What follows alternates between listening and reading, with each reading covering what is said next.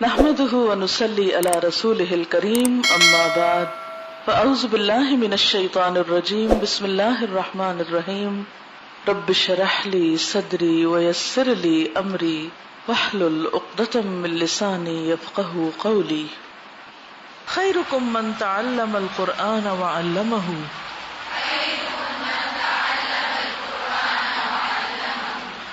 خيركم من تعلم القرآن وعلمه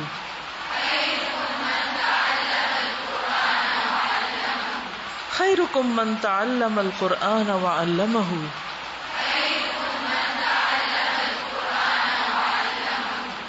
تم میں سے بہترین وہ ہے جو قرآن سیکھے اور سکھائے۔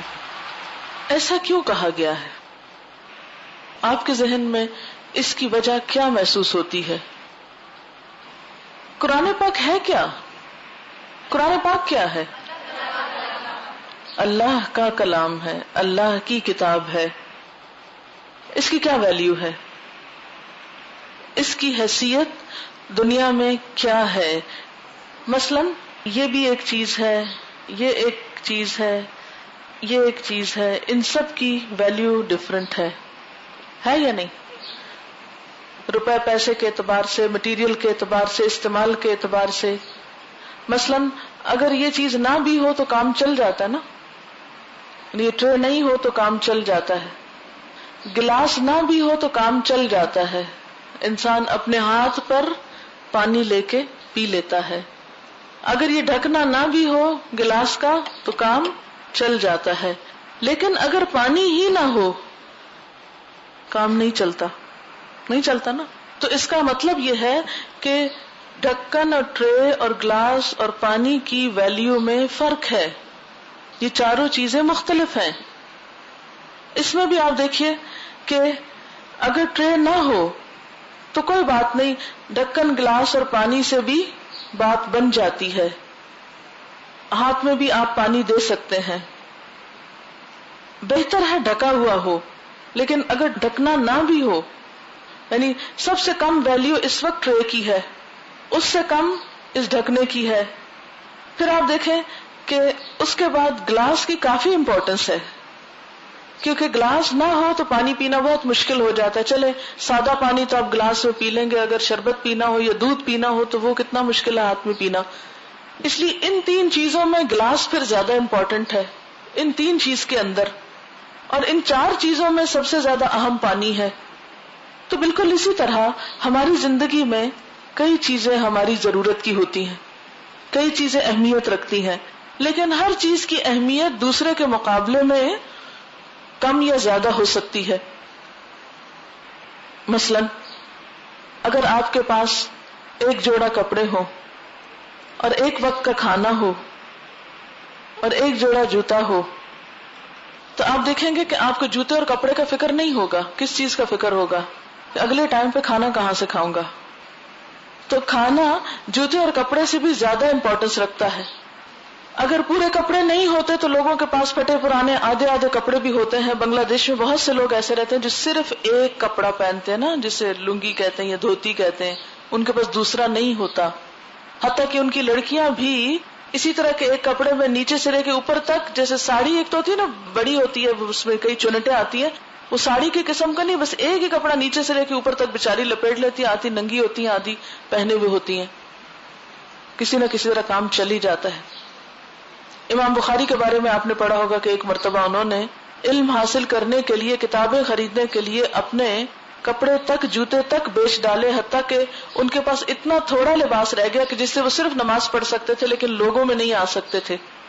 تو جب 2-3 دن تک وہ کلاس میں نہیں آئے تو کسی نے پوچھا کہ وہ کیوں نہیں آ رہے، کیونکہ برائٹ اسٹوڈنٹس میں سے تھے، تو پتا چلا کہ انہوں نے علم حاصل کرنے کے لیے اپنا سارا مال خرچ کر لیا ہے، حتیٰ کہ ان کو اپنے کپڑے بھی بیچنے پڑ گئے، اور اب وہ اتنا کپڑا نہیں رکھتے کہ جس سے وہ کلاس میں حاضر ہو سکیں۔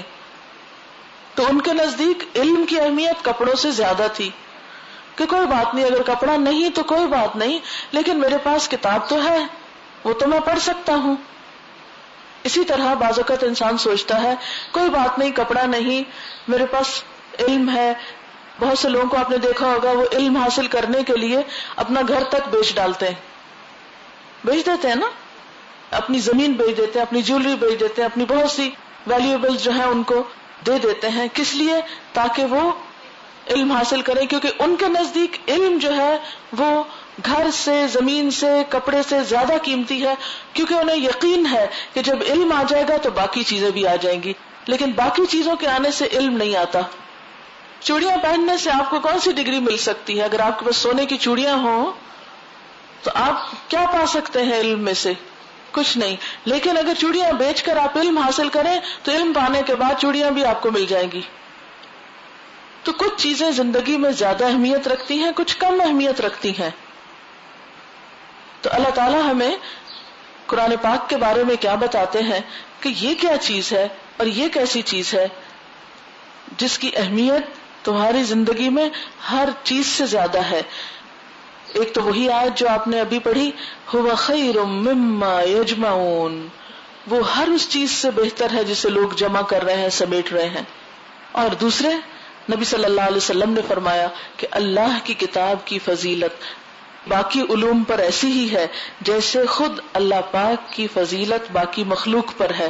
جس طرح اللہ تعالیٰ خود باقی ساری کائنات کے مقابلے میں افضل ترین ہے، اسی طرح اللہ کی یہ کتاب، یہ کلام باقی تمام علوم پر بھاری ہے، کیونکہ اس میں کوئی شک نہیں نا. ذالک الکتاب لا ریب فیہ، آپ دنیا بھر کا جو چاہے علم پڑھے، کوئی کتاب لکھنے والا یہ نہیں کہے گا کہ یہ جو میں نے کتاب لکھی ہے یہ 100% ٹرو ہے، اس میں کوئی شک نہیں، یہ نہیں کہہ سکتا وہ.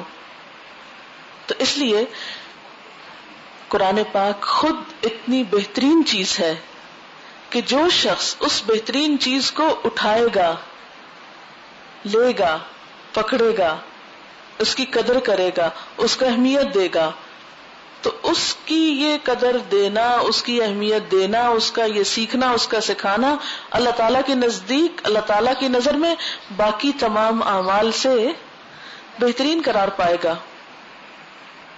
ایسا شخص باقی تمام لوگوں سے بہتر قرار پائے گا جو اللہ تعالیٰ کی کتاب کو کسی بھی طرح اپنی زندگی میں اہمیت دے گا، اسے امپورٹنٹ سمجھے گا.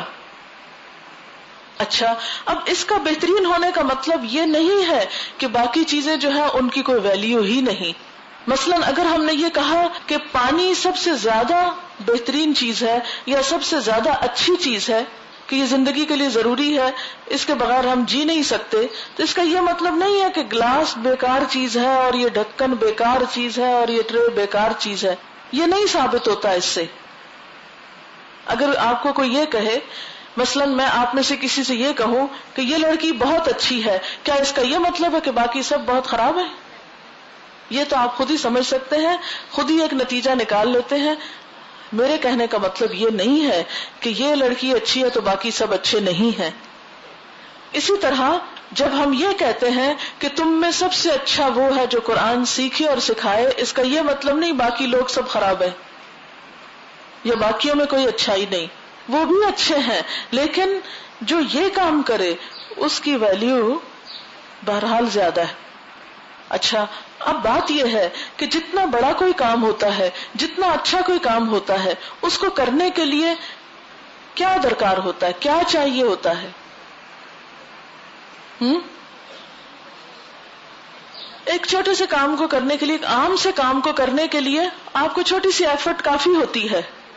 مثال کے طور پر اگر آپ کو ایک ہموار زمین پر چلنا پڑے تو آپ بس ڈھیلے ڈھالے چلتے جائیں، لیکن اگر آپ کو سیڑھیوں پہ چڑھنا پڑے یا پہاڑ پہ چڑھنا پڑے تو پھر آپ کا چڑھنا کیسا ہوگا؟ بلندی کی طرف جانے والا سفر کیسا ہوتا ہے؟ مشکل ہوتا ہے نا، زیادہ ایفرٹ مانگتا ہے، آپ کا کانشیس ہونا مانگتا ہے کہ ہوش حواس میں آپ ہوں. اچھا، اب آپ دیکھیے کہ عام علوم کو پڑھانے کے لیے بھی محنت چاہیے ہوتی ہے، کوشش کرنی چاہیے، اس میں آپ کی ایفرٹ، اس میں آپ کی پروفیشنسی، آپ کی قابلیت ضروری ہے. ہم یہ حدیث تو پڑھ لیتے ہیں، تم میں سب سے اچھا وہ ہے جو قرآن پڑھے اور پڑھائے، پھر ہم جھومنے بیٹھ جاتے ہیں، الٹا سیدھا پڑھتے ہیں، الٹا سیدھا پڑھاتے ہیں اور پھر تکبر کرتے ہیں، ہم سب سے زیادہ نیک لوگ ہیں اور ہم سب سے اعلیٰ ترین کام کر رہے ہیں، حالانکہ اس کام کا حق ادا ہی نہیں کیا. تو صرف اپنے سوچ لینے سے تو کوئی بات نہیں ہو جاتی. آج آپ دیکھیں یہ جو ہمارے سامنے کی سڑک ہے اس میں بہت سے اسکولز ہیں، اسی طرح بچوں کے پڑھانے کے لیے کئی اسکول سسٹمز ہیں. اس میں ان سسٹمز کو کامیاب کرنے کے لیے کیسی کیسی ایفرٹس ہوتی ہیں، کتنی کتنی محنت کی جاتی ہے. میڈیسن پڑھنے کے لیے کیسے کیسے یونیورسٹیز قائم کی گئی ہیں، اس کی لیٹسٹ ریسرچ کے لیے کتنی ایفرٹس ہوتی ہیں. انجینئرنگ کے لیے یونیورسٹیز بنی ہوئی ہیں، کمپیوٹر سائنسز کے لیے بے شمار ادارے ہیں اور اچھے سٹینڈرڈ کے بہترین ادارے بھی موجود ہیں. اور اسی طرح بہت سے اور کاموں کے لیے بھی آپ دیکھیں گے کہ یہاں پر یا یہاں نہیں تو باہر کی دنیا میں آپ کو اچھے انسٹیٹیوٹس مل جائیں گے. مجھے ایک ادارہ بتائیے جہاں قرآن پر ریسرچ ہو رہی ہو، قرآن کو واقعی ایک خاص ایکسیلنس کے لیول پہ پڑھایا جا رہا ہو، واقعی اس کا حق ادا کیا جا رہا ہو، کام کرنے والے اور کرانے والے، سیکھنے والے اور سکھانے والے سارے کے سارے بہترین ایفرٹس اور انرجیز اور وقت اور وہ سب کچھ لگا رہے ہوں. نکلیے سڑک پر، ڈھونڈیے، ہر طرف ڈھونڈیے، کچھ نہیں ملے گا، کیونکہ میں ڈھونڈ چکی ہوں. کیونکہ جب میں ایسی آیات اور احادیث پڑھتی تھی تو میرا دل چاہتا تھا کہ اس کام کو سب سے زیادہ بہترین طریقے پر کیا جائے، لیکن جب کرنے کے لیے کوئی جگہ ڈھونڈتی تو کوئی ملتی نہیں تھی. یا وہی اولڈ فیشن طریقے، یا پھر یہ ہے کہ اس طرح پڑھایا جا رہا ہے کہ پریکٹیکل لائف کے لیے کچھ ایسی چیزیں، اس کے اندر اتنے خزانے چھپے ہوئے ہیں، ہر طرح کی سائنس اس کے اندر موجود ہے، جو اس کے بارے میں چیزیں بتائی جاتی ہیں وہ ہم کچھ جانتے ہی نہیں. یہ کیا غور و فکر کرنے کو کہتی ہے. یہ آپ کو معلوم ہے 6666 آیات میں تقریباً 1100 آیات ایسی ہیں یا 1000 کے لگ بھگ آیات ایسی ہیں کہ جو کائنات میں غور و فکر کرنا سکھاتی ہیں. کوئی انسٹیٹیوٹ بتائیے جہاں کائنات میں غور و فکر اور قرآن کو ساتھ ساتھ لے کے چلا جا رہا ہو. کہیں بھی نہیں ہے. یہ کام کون کرے گا؟ کس کی ذمہ داری ہے؟ کس کی ذمہ داری ہے جناب؟ ہماری ہے؟ نہیں نہیں، ہم کمزور سے لوگ ہیں، کچھ آتا ہی نہیں ہمیں، ہماری کہاں سے آ گئی؟ مسلمان امت کی ذمہ داری ہے، علماء کی ذمہ داری ہے، عوام کی ذمہ داری، سب کی ذمہ داری ہے مل جل کر ایفرٹس کریں اور ایسے ادارے وجود میں لائیں. لیکن اگر سارے نہیں کر رہے تو پھر کیا کریں؟ پھر ہم بھی نہ کریں. وہ جو نہیں کر رہے اور جو نہیں کر رہے ہم کیا کریں؟ ہم نے اپنے حصے کا کرنا ہے. الحمدللہ اللہ ہی کا فضل ہے، اپنے پاس تو کچھ نہیں. اپنی جب میں پی ایچ ڈی کر رہی تھی خاص طور پر اس وقت میں نے 6 months کے لیے کنٹینیوس ٹریولنگ کی تھی، عرب ملکوں میں بھی اور یورپ میں بھی، اور بے شمار لائبریریز دیکھی تھی، ایک کے بعد ایک، ایک کے بعد ایک، اور اتنے بہترین سسٹم بھی دیکھے اور کچھ اپنے جیسی جگہ بھی دیکھی. تو مجھے حیرت ہوتی تھی. نمبر 1 تو حیرت یہ ہوتی تھی کہ جو کچھ یورپ میں ہے وہ ہمارے ملک میں کیوں نہیں؟ آخر ان کو بھی اللہ نے 2 آنکھیں دی، ہم کو بھی وہی دی ہیں، وہ کیوں کام کر رہے ہیں اور ہم کیوں نہیں کر رہے؟ علامہ اقبال کا ایک شعر آپ کو یاد ہوگا، مگر وہ علم کے موتی کتابیں اپنے آبا کی، جو دیکھیں ان کو یورپ میں تو دل ہوتا ہے سی پارا. اور یہ حقیقت ہے. کیمبرج یونیورسٹی کی لائبریری میں قرآن پاک کے ایسے ایسے نسخے موجود ہیں، ایسے ایسے نوادرات موجود ہیں جو اسلامک ورلڈ میں کہیں بھی نہیں ہیں. تو میں سوچتی تھی یہ سب یہاں کیسے آ گیا؟ انہوں نے دنیا گھومی پھری، جہاں کوئی اچھی چیز ملی پیسے دیے چیز لی اور اپنے ملک جا کے وہاں رکھ دی. ہم نے کیا کیا؟ جب کوئی لینے والا آیا ہم نے چیزیں بیچی، پیسے لیے، کھائے پیے اور گئے. ہم دنیا کی محبت میں پڑ گئے، وہ علم کی محبت میں پڑ گئے. ان کو علم بھی مل گیا، دنیا بھی مل گئی، ہمیں نہ خدا ہی ملا نہ وصال صنم، ہم کہیں کے بھی نہ رہے. یہ کتابیں جو وہاں موجود ہیں، کیونکہ اتنی بے شمار کتابیں ہیں، ایسی ایسی چیزیں ہیں جو مجھ سے اکثر لوگ سوال کرتے ہیں آپ وہاں کیوں پی ایچ ڈی کرنے گئی تھی؟ وہاں سے بھی کوئی دین حاصل کرتا ہے، وہاں کیا لینے گئی تھی؟ یہ اصل میں سوال ایسے لوگ کرتے ہیں جن کو پتہ ہی نہیں کہ پی ایچ ڈی لیول پر ہوتا کیا ہے. اس لیے میں خاموش رہتی ہوں کہ ٹھیک ہے، ان کو پتہ نہیں تو اب کیا سمجھایا جائے، انہیں سمجھ نہیں آنی بات. لا یکلف اللہ نفسا الا وسعها. ان معصوم لوگوں کو پتہ ہی نہیں کہ دنیا میں ہو کیا رہا ہے. جس کتاب پر میں نے ریسرچ کی تھی، جس کتاب پر میں نے کام کیا تھا، وہ پاکستان میں نہیں، آئرلینڈ کی ایک لائبریری چیسٹر بیٹی میں موجود تھی. اس کا نسخہ اسلامی دنیا میں نہیں اوریجنل کہیں بھی، وہ کتاب وہاں ہے. اسی طرح وہ کتابیں ہماری لائبریریوں میں ہیں ہی نہیں جو انہوں نے سنبھال کر رکھی ہوئی ہیں.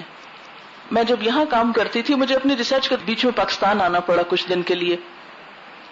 ایکچولی میری بیٹی بہت چھوٹی تھی تو اس کو چھوڑنے کے لیے آئی تھی، اور تقریباً 9-10 مہینے کی تو پڑھ نہیں پا رہی تھی. تو اس سے میرے استاد نے کہا کہ اس کو تم اب چھوڑ دو تو تبھی کام پورا کر سکو گی. میں واپس آئی تو کچھ دن اس کو یہاں سے مانوس کرنا تھا.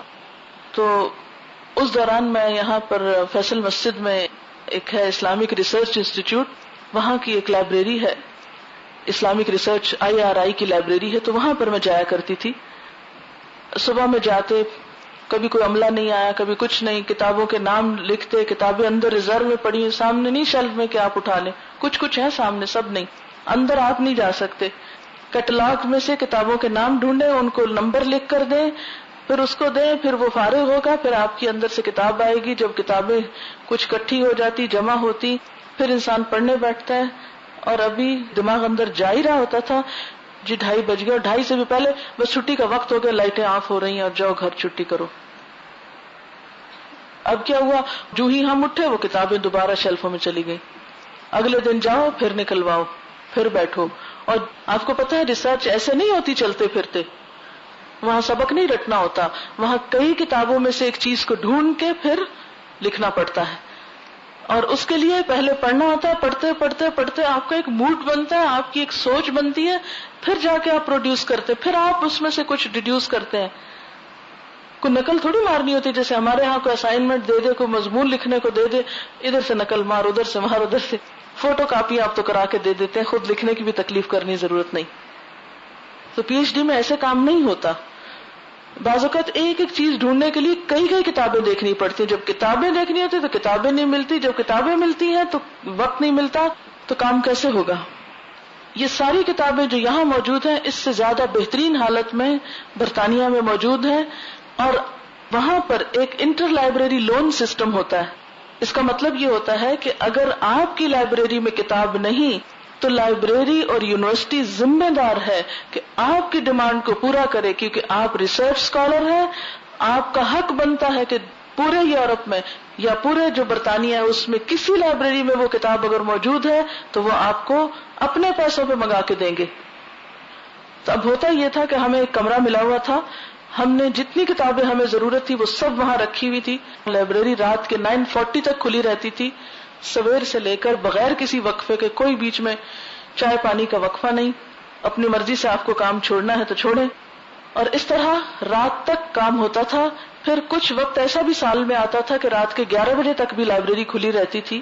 اور کیمبرج یونیورسٹی کی ایک لائبریری جو تھی وہ پوری رات بھی کھلی رہتی تھی. کبھی ہم مسلمانوں کے بارے میں پڑھتے تھے کہ ان کی لائبریریاں اور مسجدیں بند نہیں ہوتی، لیکن اب یہی حال یورپ کا تھا کہ وہاں کی لائبریریز بعض پوری رات کھلی رہتی ہیں. اگر آپ پوری رات پڑھنے کا شوق ہے آپ کو، بیٹھ کے پڑھتے رہے، وہاں پر کوئی نہیں اٹھائے گا آپ کو.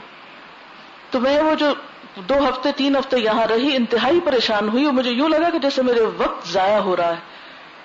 اور میں نے فوراً واپسی کا فیصلہ کیا. واپس جا کے سارا دن لائبریری میں بیٹھ کے وہ کتابیں لے کے میں اپنا کام کرتی.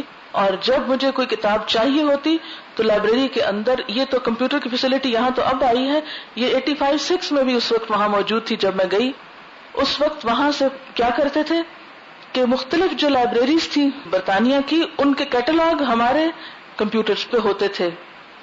اس میں ہم کمانڈ اس کو دیتے کہ فلاں لائبریری دکھاؤ، وہ ہمیں اس لائبریری میں لے جاتا کمپیوٹر.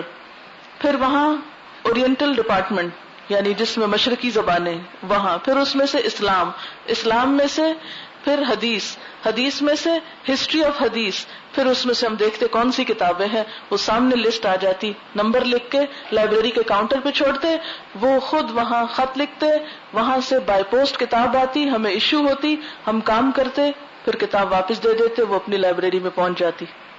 بعض کتابیں وہاں نہیں ہوتی، یورپ کے کسی بھی ملک سے منگا کے دیتے، اور جو یورپ میں بھی نہیں ہوتی تھی اسرائیل سے آتی تھی. کئی کتابیں میرے پاس ایسی آئیں کہ جس کے اوپر ہیبرو لینگویج میں وہ سٹیمپس لگی ہوتی تھی، یعنی پھر بھی اسلامی دنیا سے شاید ان کو کوئی دیتا نہیں ہوگا یا کوئی ان کے تعلقات نہیں صحیح ہوں گے، I don't know whatever. ہمیں تو یہ ہے کہ یہ کتاب دنیا میں ہے، ہمیں چاہیے. اگر ایک دفعہ آپ وہاں یونیورسٹی میں ایڈمیشن لے لیتے ہیں پھر ان کی ذمہ داری ہو جاتی ہے کہ آپ کو یہ ساری فیسلٹیز پرووائڈ کریں. جب میں نے وہ سب کچھ وہاں دیکھ لیا تو اس کے بعد یہ ہوا کہ کچھ چیزیں ایسی تھی کہ جو نہ اسرائیل میں تھی نہ ہی کسی اور جگہ پر تھی، وہ ٹرکی میں تھی، سیریا میں تھی، جارڈن میں تھی، وہاں کی لائبریریز میں تھی. پھر یونیورسٹی ٹکٹ پرووائڈ کرتی ہے آپ کو، رہنے کا خرچہ دیتی ہے، اور اپنے ٹکٹ پہ اپنے خرچے پہ ریسرچ کرنے والوں کو دنیا کے کسی بھی حصے میں بھیجتی ہے جہاں ان کی ضروریات ہو. پھر ہم یونیورسٹی کے اس پر ٹرکی میں آئے. ٹرکی میں ہم 40 دن رہے تقریباً، اور وہاں کی لائبریریز میں جو ہاتھ سے لکھی ہوئی کتابیں، ابھی تک مسلمانوں کی سب کتابیں نہیں پبلش ہوئی، شاید آپ کو پتا ہو، ابھی تک ہمارے آباء و اجداد کا ہاتھوں سے لکھا ہوا جو ذخیرہ ہے علم کا، اس میں سے بہت سا ایسا ہے جو ابھی بھی بس لکھا ہوا ہی ہے، پبلش نہیں ہوا، عوام تک نہیں پہنچا. لہذا ان کو ہم وہاں جا کر ہی دیکھ سکتے ہیں. اگر آپ پاکستان میں بیٹھ کر وہ کتاب پڑھنا چاہیں جو ٹرکی کے ایک کتب خانے میں ہے تو یہاں آپ نہیں منگا سکتے، آپ کو جانا ہے وہاں. اگر میں پاکستان میں پی ایچ ڈی کرتی تو مجھے یہاں سے کون بھیجتا ٹرکی میں پڑھنے کے لیے؟ پاسبل ہی نہیں، کوئی خیال ہی نہیں آتا. کوئی لوگ بےچارے چلے ہی جاتے ہیں کسی طرح جن کو کوئی گائیڈ کرنے والا. تو یہاں تو ہوتا یہ تھا جب میں کسی سے پوچھتی یہ کام کیسے کرنا ہے، ان کے پاس ٹائم ہی کوئی نہیں، کیونکہ علم والے بہت تھوڑے ہیں، ان کی مصروفیات بہت زیادہ ہیں. لیکن وہاں پر چونکہ بہت سارے لوگ ایسے مل جاتے ہیں. خیر، تو ان ساری لائبریریز کو دیکھ کے پھر اس کے بعد سیریا میں گئے، پھر اس کے بعد ایجپٹ میں گئے. ایجپٹ میں پورا 1 مہینہ رہی اور وہاں پر مختلف لائبریریز کو دیکھتی رہی، اور مختلف جگہوں پر جا کر ہم نے اسی طرح کی کتابیں جو اب تک چھپی نہیں ہیں، دنیا میں کہیں دوسری جگہ پر اویلیبل نہیں ہیں، ان کو پڑھا، ان کو دیکھا، ان سے چیزیں تلاش کی، پھر اس کے بعد جا کے اپنا تھیسس مکمل کیا. اب آپ دیکھیں کہ حسرت اور تکلیف مجھے سب سے زیادہ اس بات کی ہے کہ اللہ کی کتاب کے سیکھنے اور سکھانے کے لیے ایسی کتنی لائبریریز ہیں کہ جس میں کوئی ریسرچ اسکالر آ کے بیٹھے اور وہ یہ کہے کہ مجھے یہ کتاب چاہیے قرآن کی اس آیت کو سمجھنے کے لیے، اور ہم کہیں کہ ہاں یہ لو، یہ ہے کتاب، پڑھ کے دیکھ لو. جب تک ہم کام نہیں کریں گے، محنت نہیں کریں گے، لائبریریز نہیں بنائیں گے، ریسرچ سینٹرز نہیں بنائیں گے، اور اس سب سے بڑھ کر ہم وقت نہیں لگائیں گے ان چیزوں کے لیے، اس وقت تک نہ ہم دین کے کسی کام کے ہیں اور نہ دنیا کے. تو ہمارے لیے صرف اتنا کافی نہیں کہ سوتے جاگتے میں تفسیر سن لیا کریں اور اس کو رٹ کے پرچے میں لکھ لیا کریں، ہمیں اس سے آگے بھی سوچنا ہے. ٹھیک ہے؟ اور اس کے لیے اگر ہم کوئی بڑا کام نہیں بھی کر سکتے تو کم از کم چھوٹے چھوٹے کام ایسے ہی کسی گاؤں میں جا کر ایک چراغ جلا دیں، معلوم نہیں کتنی نسلوں کا بھلا ہو جائے، کیونکہ وہ بیچارے تو دنیا اور دین دونوں سے ہی محروم ہیں. تو خیرکم من تعلم القرآن وعلمہ، نبی صلی اللہ علیہ وسلم نے فرمایا جو شخص کسی راستے پر علم کی تلاش کرتے ہوئے چلتا ہے تو اللہ اس کا جنت کا راستہ آسان کر دیتے ہیں.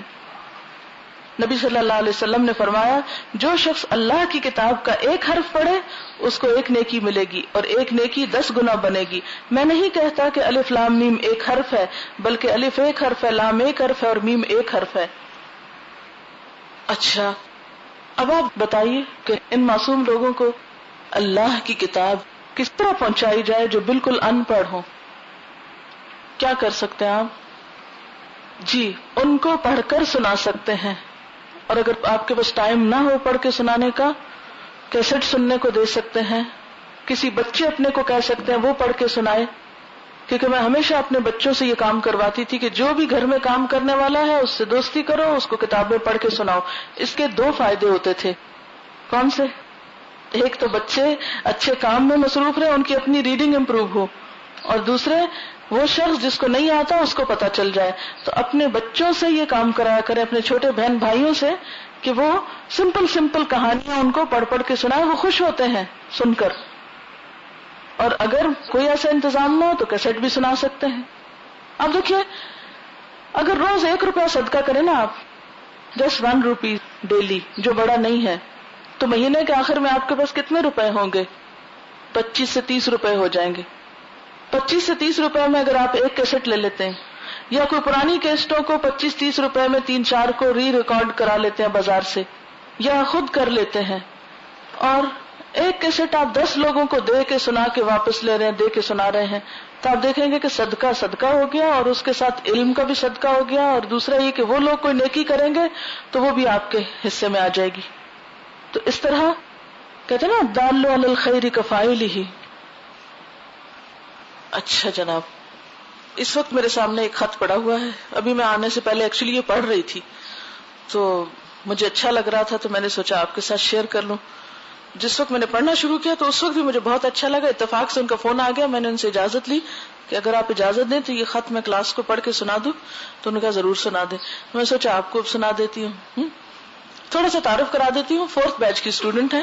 انہوں نے انگلش میں ماسٹرز کیا تھا، اور پھر ان کی شادی ہوئی. شادی میں جو ان کو مہر ملا، اس کی جو زمین تھی اس پر انہوں نے مدرسہ بنایا، اور اس گاؤں میں یہ کام کر رہی ہیں. شہر میں پلنے والی، رہنے والی سب، لیکن آبائی گاؤں ہے ان کا، وہاں بھی گھر ہے بہرحال. تو وہاں پر یہ کیسے کام کر رہی ہیں اور کیا کیا انہوں نے کیا ہے، تو تھوڑے سے اس کے بارے میں آپ کو سنا دیتے ہیں. شاید آپ کو بھی کچھ کام کرنے کا فائدہ ہو جائے اس میں. اگر اس خط کو پڑھ کر کسی اور شخص کو بھی ایسی خدمت خلق کی توفیق ہوگی تو میں سمجھوں گی کہ آپ نے کچھ اس وقت کا فائدہ اٹھایا. بسم اللہ الرحمن الرحیم. Dearest Madam, Assalamu alaikum. I hope my letter finds you in the best of health and spirits. Ameen. I had been wanting to write to you since a long time, but keeping your extremely busy schedule in mind, I somehow kept putting it off. However, today I just couldn't resist getting in touch.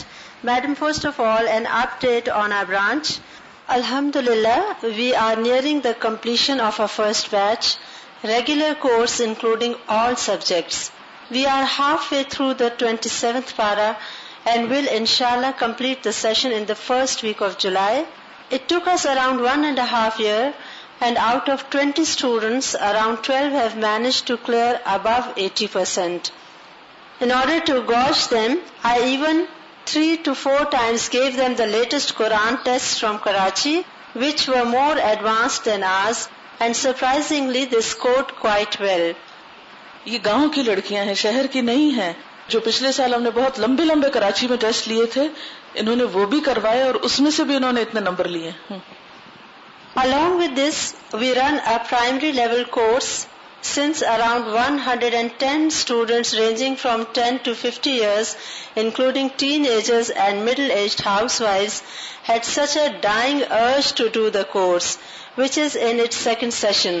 It's a 3 to 3.5 year plan in which we make them fit enough to do the word-to-word tarjuma and tafsir, Muhammad Arabi, the simple book of fiqh by Kilani, Adab-e-Zindagi, and simplified notes of Ulumul Hadith, Ulumul Quran and Tajweed. This is how we run the 3-year literacy plan. In the first year, 3 months, subjects taught are Huruf ki Pehchan, Nurani Qaida, Urdu ka Pehla Qaida اور مسنون دعائیں.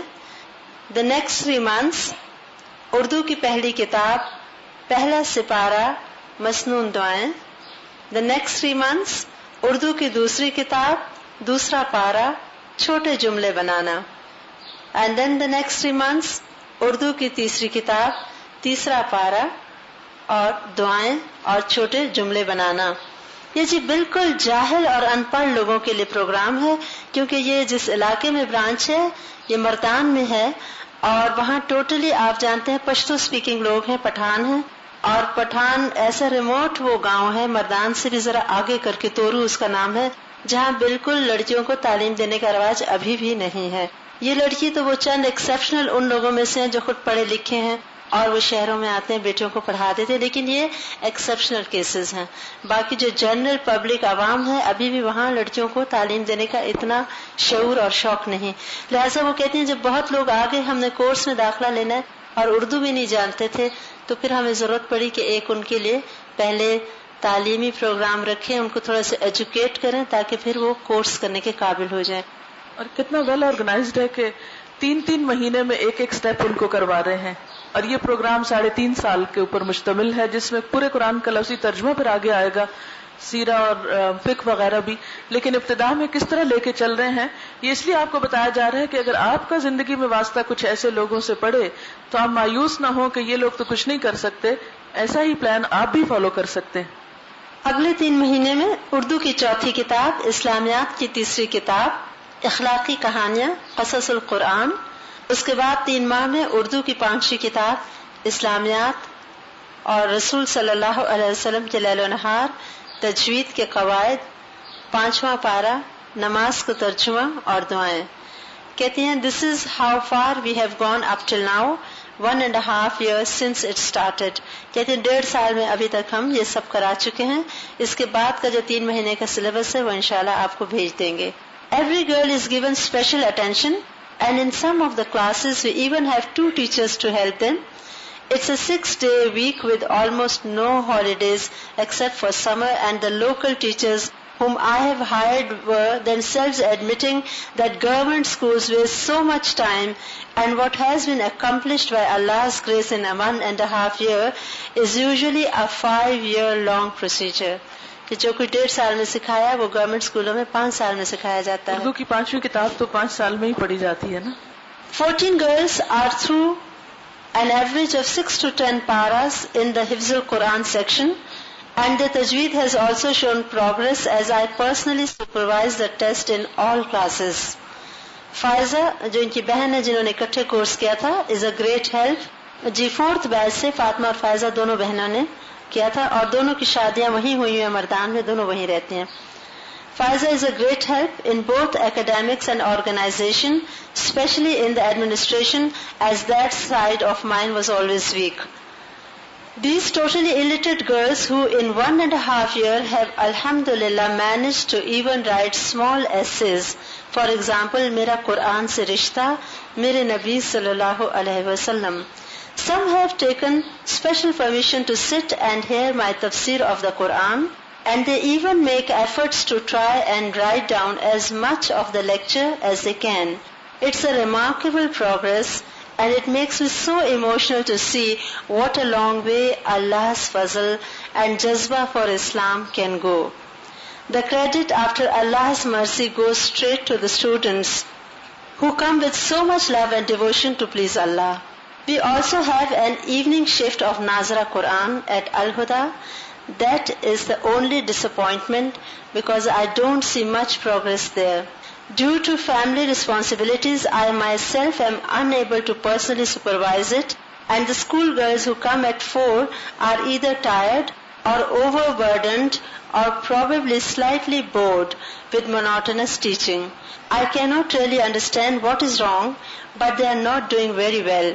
I have sent for a few books from Color of Islam and plan to translate and modify them accordingly, which might work hopefully to motivate the girls.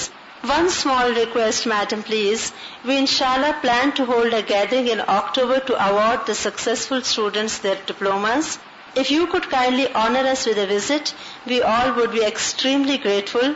Besides, I plan to invite girls and school teachers from colleges in the nearby belt of Mardan, Nowshera, Hoti, and other small neighboring towns, and I feel this will inshallah be an inroad into the frontier province. Some ulama who were trying to be nasty, Allah has quietened their fitna, and most of their daughters or wives are working with me in the administration and primary teaching. Now, alhamdulillah, we have also for the first time put up our Al-Huda board, and since everybody here is very eager to see you, most of all me, madam, please grant us our request. I think I have wasted enough of your precious time, so I'll end on a prayer for you. May Allah give you hasana in this world, Ameen, hasana in the hereafter, Ameen, and unite you with the best of His people in paradise, Ameen. I wish you luck, health, happiness, success in your mission, Ameen. Actually ہم سب کا کوئی نہ کوئی رشتہ تعلق کسی نہ کسی طرح ریموٹ ایریا سے ہوتا ہے، لیکن عموماً وہاں پر ہم لوگوں کی تعلیمی حالت کو دیکھ کر کے ان کو کچھ نہیں آتا، ہم یہ سوچتے ہیں کہ شاید دین کا پیغام ان کے لیے نہیں ہے. تو اس خط میں جو چیز مجھے بہت اچھی لگی تھی وہ ان کا بہترین پلاننگ کہ کس طرح انہوں نے ان لوگوں کو جو سیکھنے کے شوق میں آئے، اور ان کی تعداد جیسے کہ آپ نے سنی کہ 110 اسٹوڈنٹس، اور ان کی ایجز بٹوین 10 to 50 ایئرس، 10 سے 50 سال کی عمر میں ڈفرنٹ یعنی مکس گروپ ہے، اور ان لوگوں کو کچھ بھی نہیں لکھنا پڑھنا آتا تھا، تو انہیں واپس نہیں کیا کہ جاؤ آپ کے لیے تو ہمارے پاس کوئی پروگرام نہیں ہے، بلکہ ضرورت کے تحت پروگرام بنا لیا گیا. یاد رکھیں کہ الہدیٰ کسی پلان کے تحت نہیں بنا، یہ ضرورت کے تحت بنا، کسی پلان کے تحت گرو نہیں کر رہا، ضرورت کے تحت گرو کر رہا ہے. آپ سب کے پاس بھی فری ہینڈ ہے، یہاں پر ہم آپ کو اللہ کی کتاب سکھا دیتے ہیں، پھر آپ اپنے اپنے ماحول میں جائیے جہاں آپ کو اللہ تعالیٰ توفیق دے، اور وہاں کی ضروریات کے مطابق نئے نئے کورسز جو ہیں وہ آپ ڈیزائن کر سکتے ہیں اور ان کو عمل میں لا سکتے ہیں، اور پھر پلٹ کر ہم کو بھی بتا سکتے ہیں تاکہ آپ کے تجربے سے اور لوگ بھی فائدہ اٹھائیں. کیونکہ میرا کافی عرصے سے یہاں رابطہ نہیں ہوا، ڈائریکٹلی یاسمین کے ملاقات وغیرہ ہوئی ہے، لیکن مجھے نہیں معلوم کہ عملی طور پر کیا ہو رہا ہے. لیکن واقعی میں اس سے بہت زیادہ امپریس ہوئی کہ کس طرح انہوں نے پلاننگ کی کہ پہلے سٹیپ پر حروف کی پہچان، الف با تا، نورانی قاعدہ، اردو کا پہلا قاعدہ، اور ساتھ ساتھ زبانی دعائیں سکھائیں. ایک اور بات یہ ہے کہ دین کے سیکھنے میں اللہ سے تعلق بہت ضروری ہوتا ہے، اور اللہ تعالیٰ سے تعلق دعا کے ذریعے جڑتا ہے، اور دعا جو ہے وہ انسان کی تقدیر تک کو پلٹ دیتی ہے. تو اگر ہمیں کوئی بھی مشکل پیش آ رہی ہے تو سچے دل سے اس کو پکارے. شیطان کا سب سے بڑا فتنہ اور وسوسہ یہ ہوتا ہے کہ نہیں تمہاری دعا نہیں سنی جائے گی، کوئی فائدہ نہیں مانگنے کا. وہ مانگتے ہوئے بھی ہمارے دل میں خلل اور بدگمانی اور شکوہ پیدا کر دیتا ہے، جس سے ہم پوری یقین سے نہیں مانگ سکتے. جب ہماری دعا میں ہی جان نہیں ہوتی، یقین نہیں ہوتا، تو نتیجہ کیا نکلنا ہوتا ہے. تو دعا جو ہے وہ ساتھ ساتھ اگر انسان کرتا رہے تو بہت سی منزلیں آسان ہو جاتی ہیں. اور اب آپ دیکھیں کہ ان کا کورس انہوں نے 3 سے 3.5 سال تک کے لیے پلان کیا. 1.5 سال میں یہ لوگ لکھنے کے قابل ہو گئے ہیں، پڑھنے کے ریڈنگ کے قابل ہو گئے. اب اگر یہ لوگ لفظی ترجمہ شروع کرتے ہیں اور تفسیر شروع کرتے ہیں اور پڑھتے ہیں تو اندر 1.5-2 سال میں یہ اچھا خاصا قرآن سیکھ جائیں گے انشاءاللہ تعالی. اور آپ دیکھیں کہ دنیا کی ساری نعمتیں ایک طرف اور اللہ کی کتاب ایک طرف. کیونکہ یہ میں نہیں کہہ رہی، اللہ تعالیٰ خود قرآن پاک میں بتاتے ہیں قل بفضل اللہ وبرحمتہ فبذلک فلیفرحوا هو خیر مما یجمعون. کہہ دیجئے کہ اللہ کے فضل اور اس کی رحمت کی وجہ سے انہیں چاہیے کہ خوش ہو جائیں، یہ قرآن ہر اس چیز سے بہتر ہے جسے لوگ جمع کر رہے ہیں. دنیا میں انسان بہت کچھ جمع کرتا ہے، مال و دولت اور دنیا کے نام، عزت، معلوم نہیں کیا کیا، لیکن یہ خزانہ جو ہے ہر چیز سے زیادہ بہترین ہے. سب سے بڑی نعمت اور دولت ہے جو انسان کے پاس آ جائے. میری آنکھوں میں آنسو آ جاتے ہیں ایسے لوگوں کو دیکھ کر کہ جو پڑھے لکھے نہیں ہوتے یا کسی بھی طرح ان کو کتاب اللہ کا پتہ نہیں ہوتا. تو ہمیشہ میرے دل میں ایک تڑپ ہوتی ہے کہ ان لوگوں تک کیسے بات پہنچائی جائے، کس طرح ان کو اپروچ کیا جائے، کس طرح ان کو یہ لطف زندگی کا دکھایا جائے. کیونکہ یہ ایک انجوائمنٹ بھی ہے. جو لطف اس کتاب کو پڑھ کر زندگی کا آتا ہے وہ اس کے بغیر تو آتا ہی نہیں ہے. تو انشاءاللہ میں تو کچھ نہیں کر سکتی، میں تو صرف محسوس کرتی ہوں اور آپ تک اپنے احساسات پہنچا دیتی ہوں. جو اپنے طور پر چھوٹا موٹا کام کر سکتی ہوں کرتی ہوں، باقی تو آپ کو کرنا ہے انشاءاللہ تعالی. اگر آپ میں سے ہر ایک ڈٹرمنیشن کے ساتھ تھوڑا تھوڑا کام بھی کرے گا تو اللہ کی مخلوق جو ہے وہ اللہ کی کتاب سے دور نہیں رہے گی، اس کو پالے گی. اوکے، اجازت چاہتی ہوں. سبحانک اللہم و بحمدک نشہد ان لا الہ الا انت نستغفرک و نتوب الیک. والسلام علیکم و رحمۃ اللہ وبرکاتہ.